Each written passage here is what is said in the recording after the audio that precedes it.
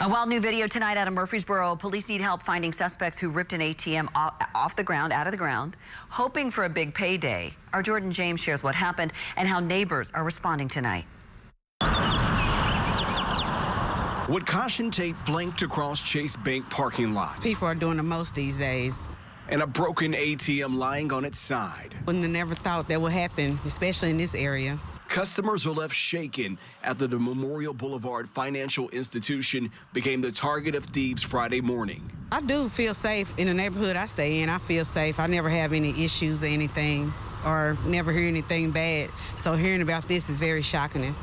Surveillance captured two suspects removing barriers from around the ATM using chains and a truck. They tried to pry it open but failed. During the process, also managed to rip the ATM from its foundation, but still could not get inside, so they abandoned the truck at the bank. A second vehicle was also located in a nearby neighborhood. Police say the trucks were reported stolen out of Davidson County. As officers work to identify the suspects, those in the area remain on alert. Now authorities are asking those who live along Haynes Haven Lane and James Drive to review their surveillance for any possible sightings of the suspects. Reporting here in Murfreesboro, Jordan James, WSMV4.